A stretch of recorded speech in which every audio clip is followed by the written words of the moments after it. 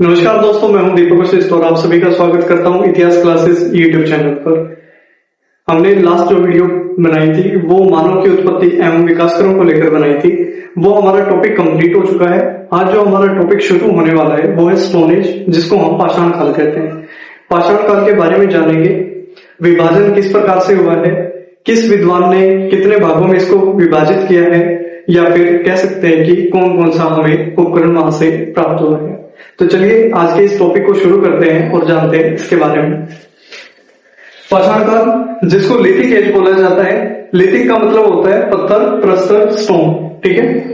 मानव के प्रारंभिक काल के विषय में जो पुरातात्विक प्रमाण मिले हैं वह बतलाते हैं कि उनमें पाषाण या पत्थर से बने उपकरणों का अधिकतम या फिर अधिकता देखी गई है, अधिकतम प्रयोग हुआ है। ठीक है।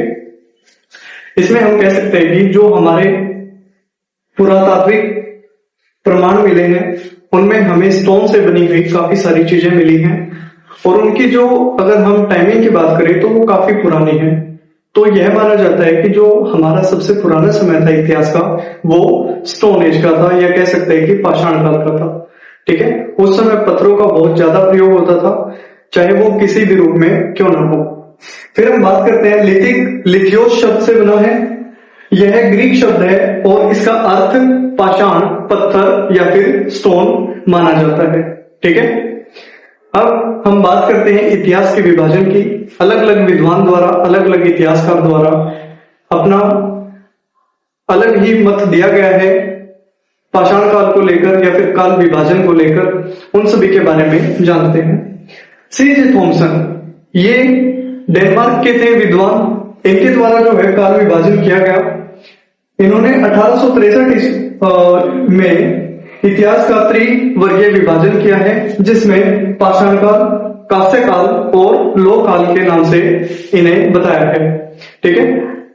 C.J. थॉमसन, इनके द्वारा काल को 3 भागों में बांटा गया है। सबसे पहले पाषाण काल, फिर कांस्य काल और तीसरे नंबर पर लोह काल हमें देखने को मिलता है। फिर हम बात करते हैं 1865 में जॉन लुबॉक द्वारा नवपाषाण शब्द का पहली बार प्रयोग किया गया था। जो नवपाषाण शब्द हमें देखने को मिलता है, न्यूलिथिक एज जिसको बोलते हैं, वो सबसे पहले किसने प्रयोग किया? जॉन लुबॉक ने 1865 में। इन्होंने अपनी एक बुक लिखी थी।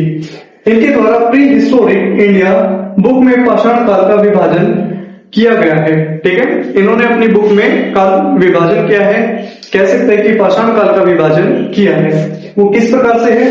निम्न पुरापाषाण काल, ठीक है, मध्य पुरापाषाण काल और उच्च पुरापाषाण काल। इस प्रकार से इन्होंने अपना विभाजन दिया है। किसको लेकर? पाषाण काल को लेकर। अब बात करते हैं कॉमसन ब्रैडवुड की। ठीक है। कॉमसन ब्रैडवुड 1961 में त्रिवर्गीय विभाजन देते हैं। पुरापाषाण काल, मध्य पाषाण काल और नवपाषाण काल। इसमें वो क्या क्या खूबियां बताते हैं? जो हमारा पुरापाषाण काल है, इसमें मानव केवल एक भोजन संग्राहक था। वो केवल भोजन को ढूंढ ढूंढ कर खाता था, चाहे वो पेड़ों से हो या फिर कहीं से भी क्यों ना हो। ठीक है। मध्य पाषाण काल में पशुपालक और संग्राहक दोनों हो गया। मानव जो है पशु पालने लगा और जो संग्राहक है, भोजन को इकट्ठा करना, वो भी उसने सीख लिया। फिर हम तीसरी बात करते हैं नवपाषाण काल की, जिसमें भोजन उत्पादक हो गया था मानव, मतलब भोजन को उगाना सीख गया था। वह खेती करना सीख गया था, कृषि के बारे में जान गया था। अन्य विभाजन हम देखते हैं, उसमें काल भी निर्धारित किया गया है कि भाई कितने समय का वो समय रहा था। ठीक है।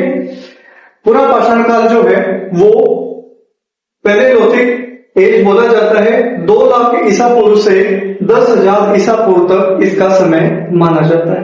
ठीक है। आगे चलकर इसका भी विभाजन हुआ, किसका? पुरापाषाण काल का, और ये नीचे किया गया है। ठीक है। मध्य पाषाण काल, जिसको मेसोलिथिक एज बोला जाता है, 10,000 ईसा पूर्व से 6,000 ईसा पूर्व तक इसका समय माना जाता है। फिर हम बात करते हैं नवपाषाण काल की। नवपाषाण काल को न्यूलिथिक एज बोला जाता है, और इसमें 6,000 ईसा पूर्व से 6,000 ईसा पूर्व से 1,000 ईसा पूर्व तक का इसका समय माना जाता है। ये हो गया हमारा क्या? कंप्लीट पाषाण काल के बाद सबसे पहला जो पूरा पाषाण काल है उसका भी विभाजन किया गया है कि ये जो इतना लंबा समय था वो किस प्रकार से विभाजित है उसको जान लेते हैं।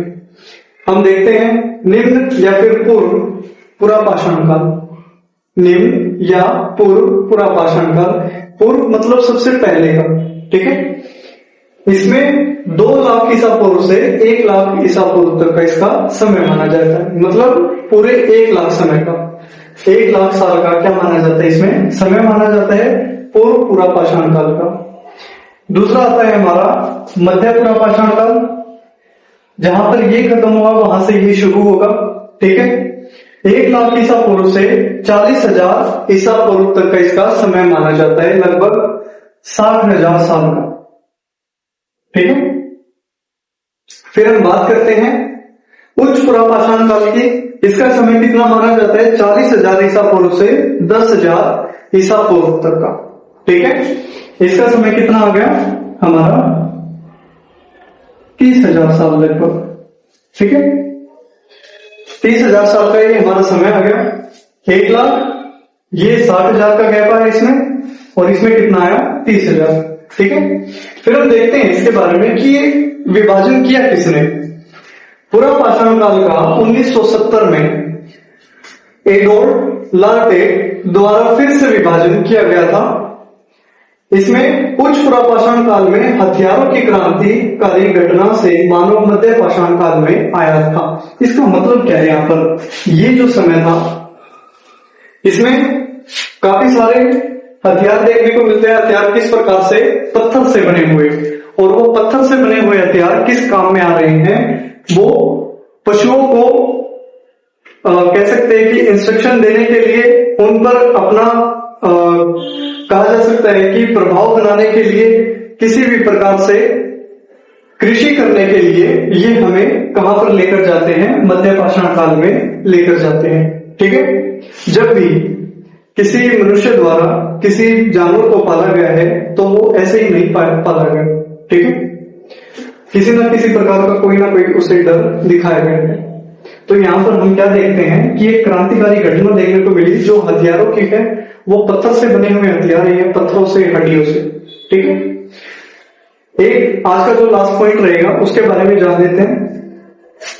रॉबर्ट ब्रूस फुट इंपोर्टेंट व्यक्ति है। इसने भारतीय पुरातात्विक जो कह सकते हैं कि प्राग ऐतिहासिक काल है उसमें अपना काफी योगदान दिया है। ये भारतीय प्राग ऐतिहासिक इतिहास के पिता या फिर जनक माने जाते हैं।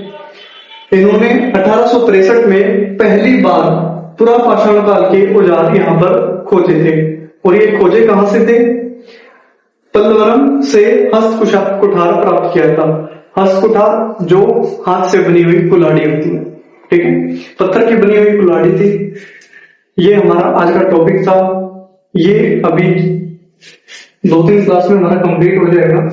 इसको देखते हैं अगली क्लास में। तब तक के लिए नमस्कार। चैनल को ज्यादा से ज्यादा सब्सक्राइब कीजिए, वीडियो को लाइक कीजिए और शेयर कीजिए।